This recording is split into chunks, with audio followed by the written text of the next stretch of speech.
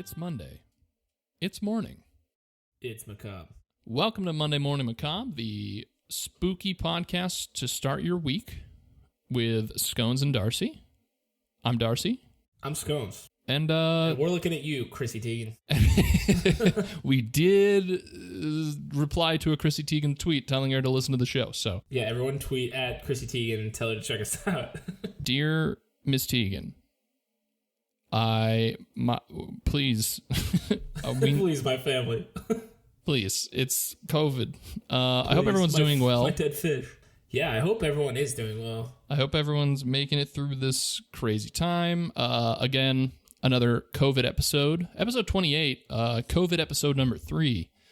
So I can't believe you're keeping track of that. I've lost all sense of time. If you guys are like, hey, this audio quality is not the same as 3 episodes ago, that's COVID for you, my dudes. It's the world we live in. It's a sacrifice we're willing to make. It is. And today, Scones is going to be presenting some kind of spooky tale, spooky thing, spooky event, spooky something. And he sent me a jiffy last night of the Pepe Sylvia Always Sunny gif of Charlie Day in front of a bunch of string and... I'm emotionally exhausted after this. You're pulling at strings, man. You start pulling at the string and you think you got something and you keep pulling and the whole thing's unraveling and it was... So he's gone down a rabbit hole, so I'm excited to hear what this is about. So without further ado, I mean, it sounds like we got plenty to talk about. So we do. This might be a long episode. Let's just get into it. All right, we're going to talk about the mysterious death of Don Henry and Kevin Ives.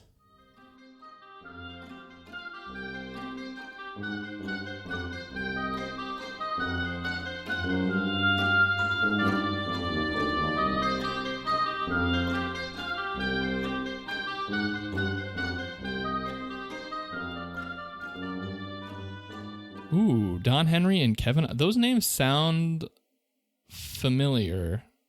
They might. But I don't... Were they like public figures? No. Oh, okay. Anyway. Never mind. They did not have a blue check mark. Ooh, that's probably why they disappeared. All right. So let's start. August 23rd, 1987. 17-year-old Kevin Ives and his best friend, Don Henry, go hunting at night. Meanwhile, a 75-car, 6,000-ton cargo train is making its regular run to Little Rock, Arkansas. The engineer driving the train, Stephen Troyer, notices something on the tracks. Is Don Henry and Kevin Ives... They're in Arkansas also, right? Yes, they're Arkansas natives. Okay. So this is all happening in Arkansas in 1980s. Yes, 1987. Cool. Continue. So Stephen Troyer, driving the train, notices something on the tracks. When he gets close enough, it's too late to slow down. But it's 2 bodies covered by a green tarp. Whoa. Is it those 2 individuals, or is it just 2 random bodies at this point? So he would run them over and kill, Yikes. Or what he believed killed the 2 people. And it was Don Henry and Kevin Ives. Ooh. Okay. Find out next week on Monday Morning Macabre. How crazy is that? Pepe Sylvia. No. But, and the only thing that was there was, first of all, they're covered by a tarp, and there's a Don's .22 caliber hunting rifle is beside them. So it was also on the tracks with him, or no? No, it was like off to the side. Because I feel like it would be just... Okay, I was going to say, I feel like it would have gotten absolutely messed up by a train. So, obviously, it gets reported. It's not a small town, but the town gets word of it, and they go to a medical examiner from the state, the 2 bodies. The medical examiner, his name is Fahmy Malik. Dude, Remy Malik is involved in this? Fahmy Malik, a medical examiner, he looks at both bodies and rules that the death is an accident and that the boys had smoked too much marijuana and fell asleep. Yo, bro, I brought this tarp. Let's get blazed, fall asleep on the tracks, and throw this tarp over our bodies. Yeah, it's a blanket. That's an insane... It's the 80s, so the war on drugs is well underway, so I think so they're like, bro... People, like a good amount of people believe that for how ridiculous we think that to be today. Obviously, this is the families of the two boys are like, this is bullshit, and tried to bring this to a grand jury for review. Particularly, what's her name? Mrs. Ives. Kevin Ives' mother. Yes, she is like the driving force behind any kind of seeking out justice for her son. I would be all over that shit. Linda Ives. So they try to take it to a grand jury. Further investigation brought in a second opinion. So they bring in medical examiner Dr. Joseph Burton from Atlanta to look at the bodies. He checks out the bodies. Now, aren't the bodies like absolutely didn't they get hit by a train? I just imagine they would just be like completely destroyed. They're pretty messed up. But not messed up enough that Dr. Joseph Burton couldn't find some interesting things. Okay. He found that Kevin's skull was crushed by a rifle butt. And Dawn had been stabbed in the back hours before they were hit by the train. So we're thinking it's a murder. And then what an insane way to, like, usually if you were to murder somebody, you try to hide the bodies. In this scenario, like, I would believe it if they were like, oh, we put them on the track so they would be like completely disfigured and unable to be identified. But if you put them under a tarp, that's just the suspicion is immediate. You know? I agree. Like, that's wild. Okay, especially so it sounds... if your alibi was like, they smoked too much weed. Yeah, like what? Well, I guess at that point it wasn't. It was this Fami's doing, because like that's how botched that sounds to me. So where he's just like, they just smoked too much grass, brother. Burton, our guy from Atlanta, also found that Malik had mutilated Ives' skull, sawing it in so many different ways, making it nearly impossible to determine what the exact cause of the fracture to his skull was. Although he still estimates it was a rifle butt. All of this evidence is brought to a grand jury, who is now considering this a homicide. Yeah, I would too. Wait, so the doctor does everything in his power to make it seem like he's in on it? Like, that's what it seems like. That's all right. So big question mark there. So obviously, love it. You, the listener, live, laugh, love it. You, the listener, are a smart person, and you're thinking, "Hey, Fahmy Malik, something's up here." Yeah, it's a little something. Hopefully, the rest of Arkansas felt the same. Dr. Malik was never punished. I love it. A lot of people believe because he had ties to Jocelyn Elders. Do you know who Jocelyn Elders is? Yeah, she used the Elder Scrolls. She created the Elder Scrolls? Gate? Yeah. No. Yeah. She was the head of the state health department. Oh. And then she'd later go on to be the Surgeon General for President Bill Clinton. You know who was the governor of Arkansas at the time of this death? Chill Blinton straight. Blinton. Chewing kids. So Malik would never get in trouble. Elders would talk down any kind of media presence of like malpractice or cover up by Malik, and they would even give him a $32,000 pay raise after this. I love it. This is every episode. I love it. More forensic investigators would be brought in to look at the bodies. 7, in fact, with over 100 years of forensic medical examination between them. Experience. Yeah. Now, so did they find anything different? So they all kind of agree with Burton that it was most likely a homicide, and that there was a stab wound, and that Kevin's skull was crushed before even being put on the tracks. Well, the train could have snuck up on them in the woods and stabbed them, and then hit them with a rifle butt. Gunpoint and said, "Get on the tracks." Thomas has gone rogue, bro. So Dr. Malik has like a history of doing shitty stuff too. Like another guy was like Raymond Albright. This was another guy that was shot 5 times in the back, and Malik ruled the death to be suicide. Oh, no. Another example is James Milam. He was found with a severed head. Like his head was cut off. And they ruled that the head had killed itself and cut its head off? The official cause of death on a document signed by Malik was that a stomach ulcer killed him. Oh my God. This is like morbidly humorous. I feel bad for these people, but... And that the dog ate the guy's head. Oh my God.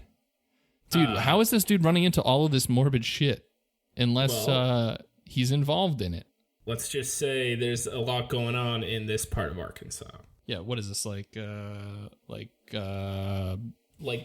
Falls, Arkansas, or something? What is this, like X-Files, Arkansas? Gravity Falls, where the medical examiner covered up the severed head. Where the medical examiner found the stomach ulcer in the guy's head? That was a wild time on Disney XD. All right. Yeah. So, this is obviously going to a case with the grand jury. A homicide case. Now, I'm going to bring in Dan Harmon. Not the beloved showrunner that we all love, creator of Rick and Morty and Community and all that. But Dan Harmon, a former state prosecutor in the state of Arkansas. Nice. So Dan Harmon is going to be a key player here. So remember that name. Dan, it's easy to remember. So he's a former state prosecutor, currently a Saline County. That's the name of the county they're in Arkansas, Saline County. Saline County. He's their prosecutor. He has a history of domestic abuse. Love it. He's kind of a shitty guy. Yeah, I love who we elect here. Great. He tells Judge John Cole, the judge assigned to the case, to appoint him as the special prosecutor. So the guy who's going to be prosecuting... Yeah, the mother, or Mrs. Ives' group. Kind of, yeah. So he also has a deputy prosecutor, Richard Garrett. So Dan Harmon and Richard Garrett are like, oh, we're going to do it. Put us on the case.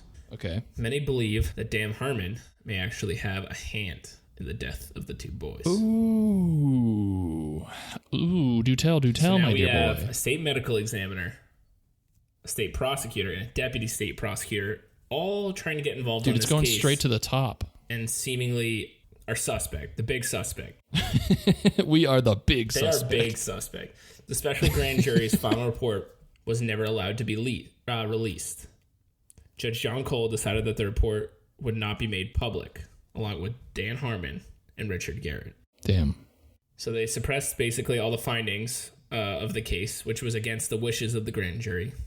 And as the case went on, others who were connected to the case would go missing or die. Oof. So we have Come on, bro. 6 people who are all considered key witnesses here for this case. Yep. All 6 would die in the coming years and months. I love it. You'd think if the grand jury was not happy with something, like they would overrule, you know? They're the grand jury. So we got 2 people, 2 Keiths. One is Keith McCaskill. He was These are of the 6 people who died? These 2 are probably these most are the key important. witnesses. We have Keith McCaskill. He was a witness and announced to his friends and family that he knew too much and that his days were numbered. He Yikes. would be killed before the trial was even finished. How did he die? He was stabbed like 90 times in his garage. Oh, so a suicide. Yeah, no. They actually blame it on his neighbor, a small 140-pound man with an IQ of 81. They blame it on him. Seems like a pretty easy scapegoat. Now, Keith McCaskill was a very big man and had been in a lot of fights before, so it's pretty unlikely that a 140-pound mentally handicapped neighbor was coming in to stab him 1,000 times. Yeah, that's yikes. Our next Keith is Keith Coney, who was with the boys the night they were murdered. He would go on and die in a motorcycle crash before the case was resolved. So that one I find less scary. Yeah, less suspect. That's the word I'm looking for. Not like he was murdered by. Yeah. Trial finishes up. There's no real justice for Kevin Ives or Don Henry. That sucks. 1990. Introduce a new character in the story. Now, people, if you're not following along with the characters, there's a lot, so I understand. We have Dan Harmon and Richard Garrett, 2 lawyers appointed to it. We have Judge John Cole, the guy who resided over that case. We have Keith McCaskill and Keith Coney, 2 people who were witnesses to the killing of Don Henry and Kevin Ives, but both died before the trial was finished. Now we're bringing in Jean Duffy. JD. She is in law enforcement, has a really good record, really successful. She is appointed to the 7th Judicial Drug Task Force in Saline County in 1990. Now, so she's just hired to clean up kind of drug issues in the county and stuff what a task force would do. Yeah. First day, her supervisor, Gary Arnold, tells her not to investigate any public officials in any connection with drug operations. I love it. Now, I love it. It's kind of she's probably I wasn't going to. She's like, wait, hi, I'm Gene. Don't look in that closet over there. Listen, Gene. Don't call this number and don't meet it there at midnight. And she established the task force to help, obviously, clean up drugs, and she set up a number of undercover police officials. Now, she does all this, and while she's working and doing her job, someone starts to discredit her in the media. Guess who it is? One of the higher up official people. Dan Harmon. That's that little rascal. So he's basically running a smear campaign in the media to try and discredit her, and she's how like, long after why? she starts does he do this? I'm not sure how long after. It's after she sets up the task force and puts undercover cops out. Okay. Yeah, that's a really good way to get the scent off your trail is by being very loud about how you're scared of this person. Yeah, these people are not very sneaky or skilled in espionage. This is like the tarp thing is really where they went wrong. Yeah, from the jump they have been bad at this. Now, Jean Duffy, through her investigations with her task force, discovers that the train deaths might be tied to a drug smuggling ring in Mena, Arkansas. Ooh. She How did she discover this? Through like an undercover cop gets word. Oh, I like that. Drug drops were discovered from planes in this area and were not investigated by law enforcement in the area. All of this started to lead to local officials. Of course. Strings were getting pulled, like I said. And then eventually, this is like some Fargo shit. Dude, it's insane. So, what do you know about Mena, Arkansas? I know that 2 people were killed because of drugs going through there. Have you heard of the movie Made in America? I've heard of it. I've never seen it. About Tom Cruise, who plays Barry Seals, who works for the CIA, dropping drugs out of a plane. Guess where he drops or flies the plane out of? Mena, Arkansas. Nice. I like this. Right. So, again, this all just started with 2 guys hunting at night. Now, you know that they just stumbled upon like either a deal or like a stash house or something. And this whole community, the strings are pulled. The strings, guys. I can't get enough of the strings. Scones has to let you know. So, on the topic of strings, Gene starts pulling too many strings. Public officials shut down the task force. That's insane. She's getting a little too close. I want to know the reasoning that they use to be like, hey, you're making a lot of sense, so we gotta shut you down. Like, how does that... How do they justify these? They wouldn't really. They would just shut it down because they had the power to do that. Jean attempted to reopen the murders of Ives and Henry on her own, but the smear campaign would be so bad that she actually would have to leave Arkansas and become a school teacher. That is bad. Teaching. I mean, like, she couldn't... Yeah, I know. She had to lay so low that she couldn't be in criminal justice anymore. Yeah, she had to completely change her entire life because some dicks... Harmon would become the prosecutor-elect for 3 new districts and launched a whole new media crusade against Jean Duffy and the task force.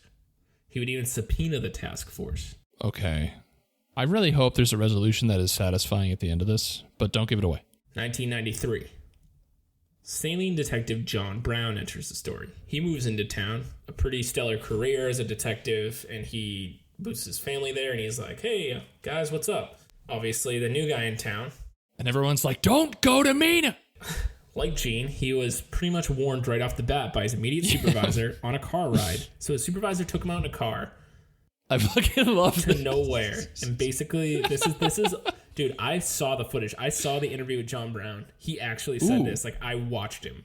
This is awesome. He was warned by his immediate supervisor in a car ride. He was, like, just driving in the middle of nowhere to not look into the murders of Don Henry and Kevin Ives.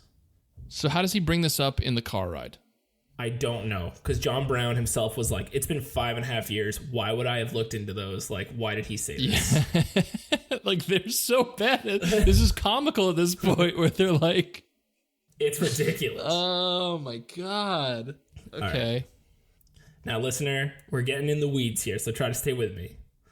The Ives family reaches out to John Brown, specifically Linda Ives, the mother of Kevin Ives, to look into the murders. John, despite being warned, was very disturbed about the whole atmosphere of the town, and he begins to look into the files of the deaths of Don Henry and Kevin Ives. John Brown. Apparently, the case file was robbed of all pertinent evidence. In the file, there were no longer any crime scene photos and no lists of evidence. Dope. You can even look up I don't know if you can look up, but the FBI documents would later confirm that he was telling the truth and that all of these files were missing. So the files were missing, or the pertinent information was struck from the files?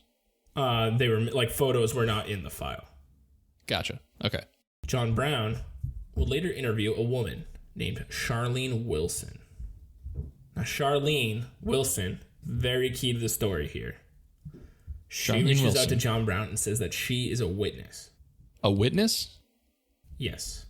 And she waited 5.5 years? Although I guess I totally understand why you would after every other witness has been suicided in their garage. Yeah. They got suicided 8 times in the stomach. Yeah.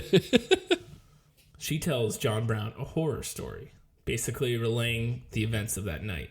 Harmon, or not exactly relaying, but saying that she believes it was a murder and that officials were connected. Harmon would get word that John Brown talked to Charlene Wilson and would obviously go ballistic and threaten both John Brown and John Brown's boss, the chief deputy. Dude, it's so obvious that this is a homicide. Like, there would be 9 more separate investigations into the case, and all would be shut down. Jeez, like, this is not the way you play it, I feel like.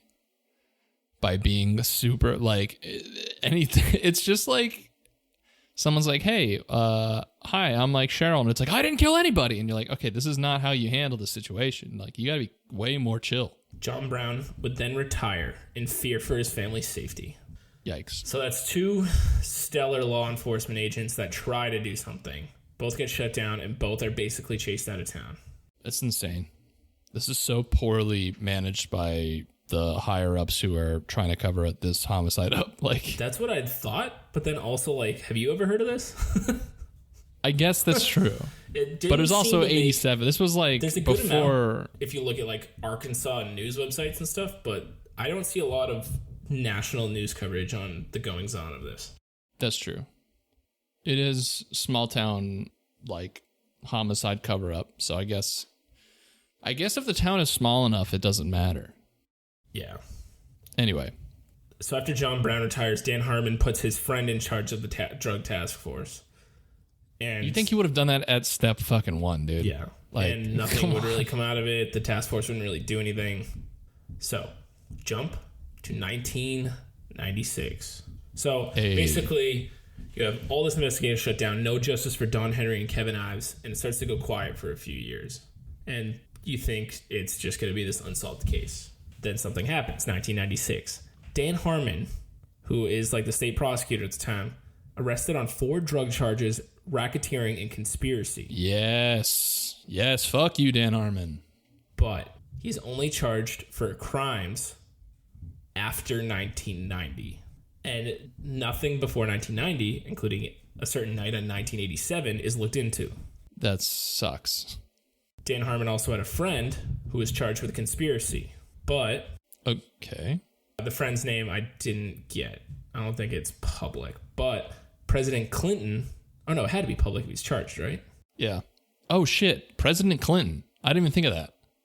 Friend was charged with conspiracy, but President Clinton at the time appointed... so his appointed U.S. attorney, Paula Casey, dismisses all charges against the friend. Dude, I didn't even think about the fact that by this point, it's President Clinton, and he's got crazy pull after being involved in Arkansas politics. Yeah. So wowzers. Yeah. And a lot of his cabinet, like Attorney Paula Casey and like the Surgeon General, all have ties to Arkansas as well. So there's a lot of strings. Shit. A lot of strings. Yikes. That's a lot of strings, dude. Yep. Harmon would see out a sentence for 10 years. He would get out of jail and then get arrested again in 2010 with a connection with a drug operation selling prescription drugs near a school. So...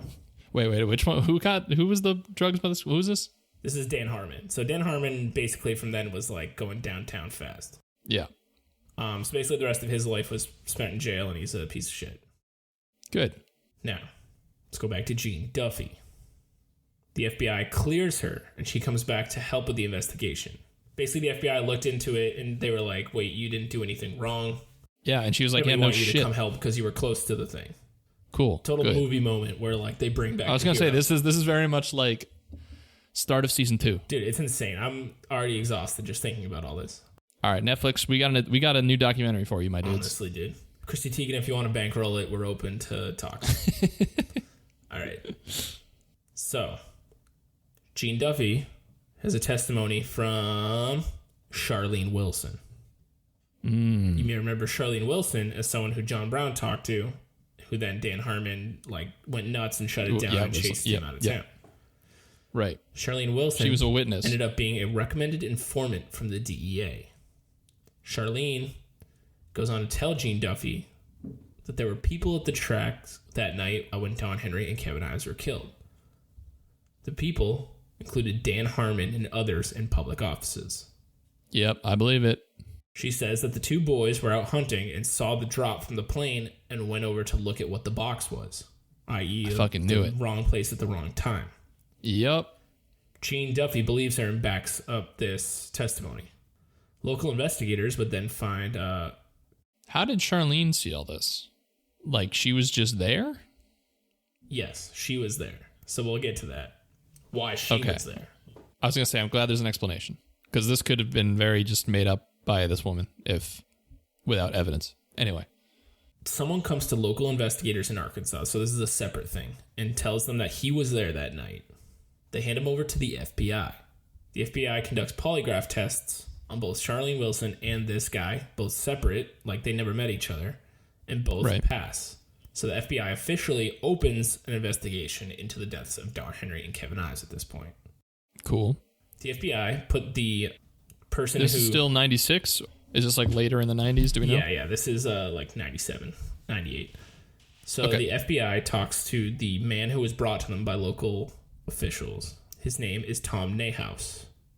He was there with friends. He was 12 years old at the time, and him and a bunch of friends had snuck out and were just like hanging out on the train tracks the way kids do.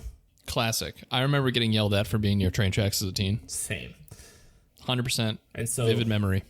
They heard people talking on the train tracks and snuck up and tried to like get a look because, you know, you're a curious teenager and you're like, what's going on? Yeah.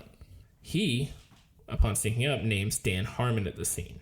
He saw people with flashlights and saw Dan with other men, and the other men were holding rifles. Him and his friends then heard a gunshot and they ran away. Yikes. This is I'm waiting for the dude. This is going to be the next Tiger King right here, dude. Dude, it's nuts. So the FBI starts bringing up all these files. Nothing really seems to come from it. Awesome. Like no one is...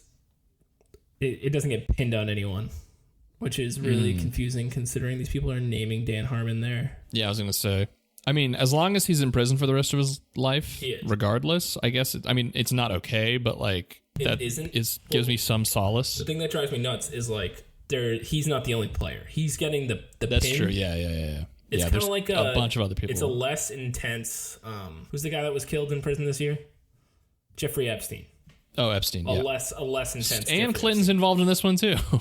Like, Clinton's got his hands in some spooky stuff. So 23 years after the death of Don Henry and Kevin Ives, a letter surfaces. Ooh. This letter is a confession letter from Charlene Wilson. Oh, shit. Apparently, it was covered up by any officials investigating this. It was kept from the Ives family for 23 years. Now, it got into the Ives family's hands. Someone found it, brought it to the Ives family's hands, and they were like, holy shit, this person's like confessing to what happened that night. They take the letter, they bring it to the current county prosecutor. His name's Ken Cassidy. So this is in like current times. Yep.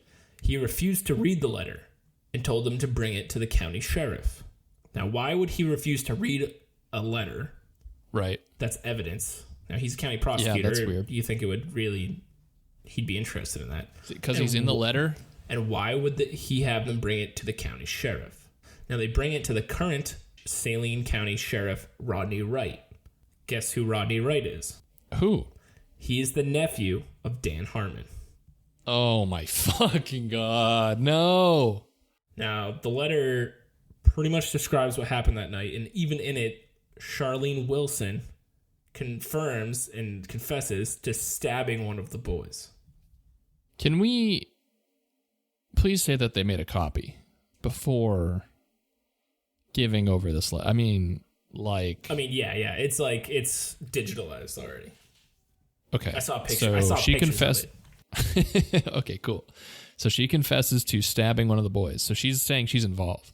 Yeah, it's nuts. The amount of files, like, there's actually an FBI file dated 1996. Now, the FBI says in their files, like in their records, that they believe Dan Harmon may have misused his authority and Salem County officials covered up the entire incident. So the FBI you think? is saying this. Yeah. They also say that Benton Chief of Police, Rick Elmendorf, so he would have been the chief of police in the area at the time, Judge John Cole, the guy who resided over the first trial, and Dan Harmon were all at Judge Cole's residence the night that they decided Dan Harmon would be the prosecutor for the case. Big yikes. And then they also, FBI has evidence that Dan Harmon and Garrett, his like deputy prosecutor, suggested to Arkansas State Police that any information on the case be withheld.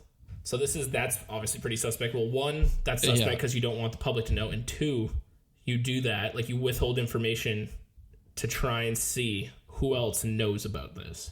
Do you know what I mean? Right. Yeah. Like you're trying. It's like you're like baiting people in. Yeah, it's like a smoke. You're smoking them out. Sure. Yeah. Sure. You're making a Texas barbecue. All right. So what happened that night? Let's put together some of the pieces. Let's puzzle piece this up. Don Henry and Kevin Ives go out at midnight to go hunting in the woods. Now, I'm not a hunter. I don't know what is out at midnight that needs to be hunted that you can't get in the day. Like owls? I feel like nighttime hunting sounds legit. I don't know. Just owls and vampires. Maybe they stumbled upon a vampire drop. Yeah, they had crossbows and it was just a coffin that fell out of a plane. Just like Dracula. Now that's a cover-up. There you go. Made us all think it had to do with drugs. So they go out hunting. Yes. Charlene Wilson, Larry Rochelle, and Dan Harmon go out together to pick up the drug drop. Okay. We also have Tom Nahhouse and his friends, all like 12 years old, out goofing off. So we got 3 different parties roaming the county. Right. Kevin and Don run into Dan Harmon and his company after seeing the plane drop and going to see what it is. They start arguing and like it gets tense. Flashlights go on. Tom Nahhouse and his friends go to see what's going on. So there's 3 parties all there. Kevin and Don being confronted by Larry, Charlene, and Dan Harmon, all being spied on by Tom Nahhouse and his friends. Right. A shot goes off. Tom and his friends run. Right. Okay, so now we bring in 2 more people. 2 more witnesses, Ronnie Godwin and Mike Crook. They confirm that the boys show up at a grocery store that night after being at the tracks. So this insinuates that the shot that went off didn't kill anybody. Okay. Do you know what I mean? Well, wait. The kids showed up at a supermarket? Okay, so Kevin and Don, when the shot goes off, they run away. Kevin and Don do? Yeah, so they're not killed right there and then. Oh, okay, yes. No, they show up at a grocery store and are met with their friend Keith Coney. So that means that Keith Coney was probably with them at the train tracks, but it's not, we don't know for sure. Okay. Now, Coney would leave the grocery store on a motorcycle. Oh. 2 police officers show up, according to Ronnie Godwin and Mike Crook, who are the key witnesses for this part. So the grocery store, officers Campbell and Lane show up to the grocery store. Yep. They begin an altercation with Kevin and Don and end up beating the boys senseless and most likely killed them there. Oh. Wait, at the grocery store? Yes. There's no footage or anything? No. Okay. Campbell and Lane brought both bodies back to the tracks to where Harmon and company were waiting. Where they would then be, as we can assume, thrown on train tracks with a tarp over them. Gotcha. Keith Coney, who was at the grocery store with the boys, would leave and tell Kyle McCaskill that he saw them and that they had been spooked at the train tracks. Now, Keith McCaskill... And that they had what? Like that... Oh, they'd been at the train... Basically, they tell Keith Coney that... All the shit they saw? Yeah. Keith Coney tells Keith McCaskill. Now, you'll remember Keith Coney and Keith McCaskill as the they were 2 both key witnesses that died. Right. Keith McCaskill goes to the train tracks where Keith Coney told him that all this stuff was happening. So he obviously kind of knows something too. Now we know he shows up at the train tracks because Charlene names him in her letter. Ah, wow. That's nuts. That's how Keith McCaskill becomes a witness and becomes a target of murder. Dang. So Keith Coney, who was so later do we think killed Keith McCaskill is like involved with the group? Yeah, we think that he has something to do with the drug trade in the area. Okay. But obviously loosely, otherwise he wouldn't be seen as a liability. Right. Now, Keith Coney's mother, I'm guessing Keith McCaskill was the guy who was like, man, I didn't sign up for killing, like, time bombs on the tracks, man. I just want to make some money. And then this is literally a television show. It is. Like, this is nuts. So Keith Coney's mother, even, like, so he's the one who dies later on a motorcycle. She goes on record saying that her son even told her everything he saw and that he feared for his life. This is obviously nuts, right? Yes. A film is that, like a documentary is actually made about this. Okay, good. I was going to say. It's called Obstruction of Justice. It's very old. I watched a lot of it. Didn't really get to the news front. It's also came out in a time when, like if it came out now, it would have been like the hottest shit. Like Making a Murder, but since it came out in the 90s, people probably just like hated it. Now that movie comes out. Campbell and Lane, the two officers, sue the filmmaker. Oh, shit. Now, when you sue someone for making a film and saying stuff about you, you have to prove that you couldn't have done what they said you did. Now, this is where it backfires on Campbell and Lane. I was going to say, it sounds... Yeah, okay. The court even sides with the filmmaker after numerous sources said that it's possible that Campbell and Lane were involved in the murders. Awesome. You can even find FBI documents from their investigation that confirm that they believe law enforcement officials were involved in the murder of the two kids. Great. Yes. Well, fuck those guys. It's so fucked up. That's nuts. Yeah, basically, and then Arkansas State Police assigns an agent to look into it more. His name's Mike Frost. He's the only agent that's assigned to the case. He never decided to assign a detective.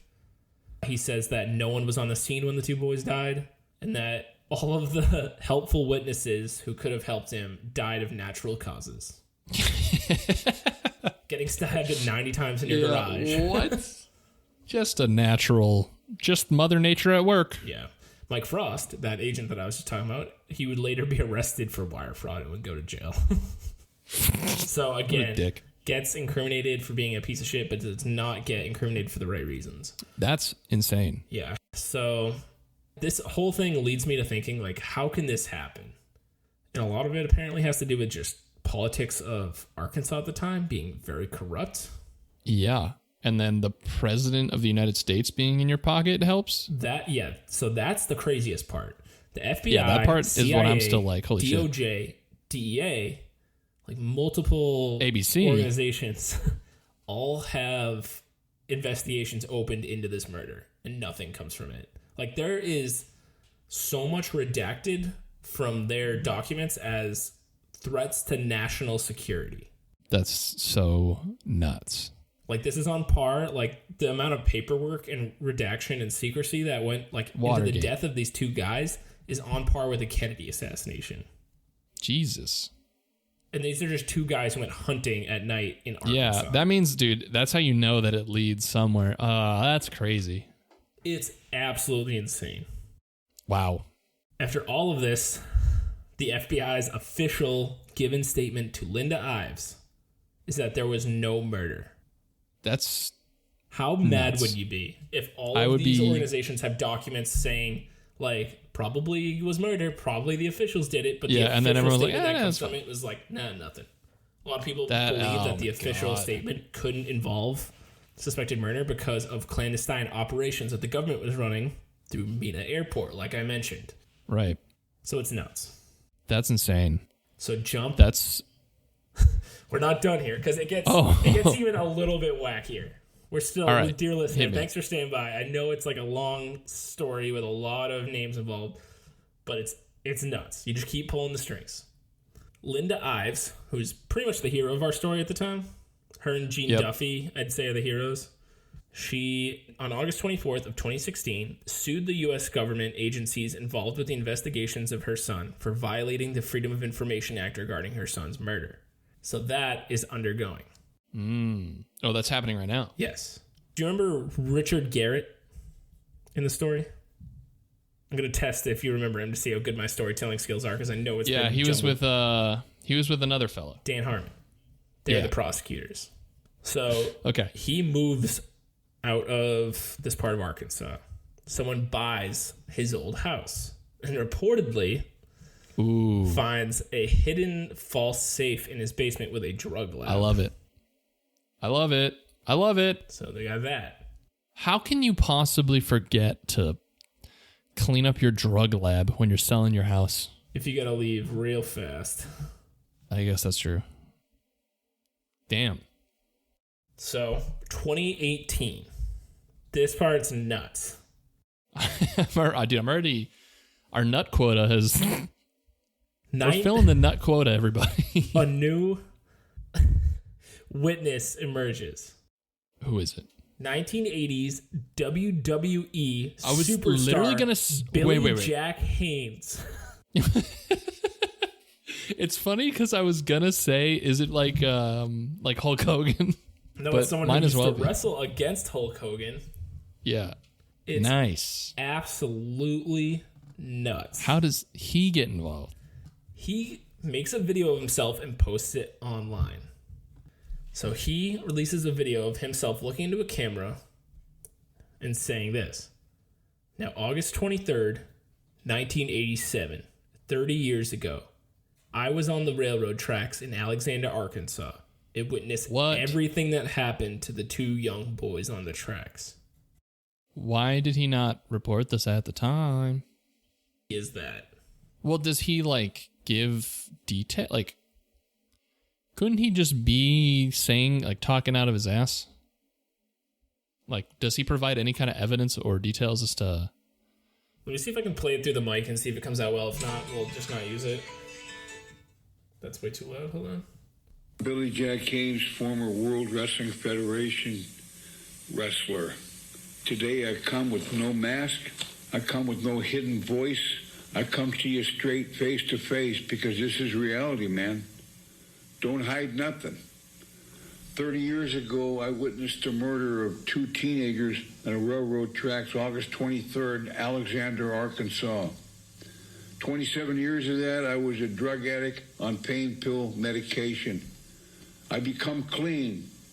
It kept bothering me and bothering me and bothering me. And finally, when Seth Rich was killed July 10th, I knew that was a message to me because that's my birthday, July 10th. So here I am coming forward.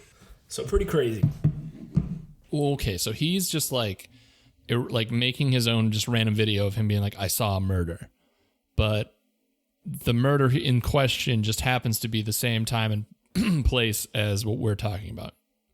Yes. Well, I assume he might know about it, but so he says that he was obviously a huge dude in the 80s. He was on a ton of steroids, right, and he was in the WWE. Yeah. He was apparently used to take a lot of money to be a muscle for drug drop operations, and so he says that a couple people, people would steal when the plane dropped boxes. People would just run out and grab it and run. So he was hired as muscle to make sure that didn't happen. Holy shit. He says he was there. Whoa. I know. And this is 2 days right after he fought King Kong Bundy at WWE Detroit. So there's just a massive amount of evidence pointing to a murder here. Yeah, including a WWE superstar, Billy Jack Haynes. And apparently he says he used to also help run drugs. He'd get them in Arkansas. The planes would drop them. And then he'd run them up to Oregon, where he's from. Wow. And no one, people in Oregon love Billy Jack Haynes, obviously, so they wouldn't stop him and, question him. Right, so, yeah, right. Jesus. This is a wild story. He said he was even responsible for laying the rifle down next to the boys when they were placed on the track. What? So he's getting pretty specific. That's crazy. It's absolutely nuts. And if you have seen Made in America, a lot of these drugs that are flown in by the CIA are flown in from the Medellin drug cartel. So very powerful. That's, for those of you who don't know, Pablo Escobar's drug cartel. Yup. So there were a lot of people in very high places involved in this super unfortunate murder of two guys who were just hunting. That's crazy. And that is the mystery of Don Henry and Kevin Ives' death.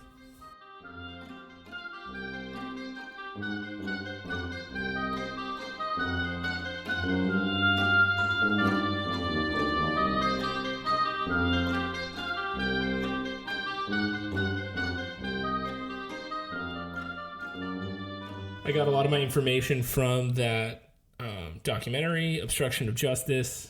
I would check it out. There is currently a GoFundMe I'll plug. Oh, couple of do it. It's GoFundMe / we'll have it on the page too, /F/ Kevin Ives - Don Henry Murders. And it's actually set up by the current private investigator who's working for the Ives family.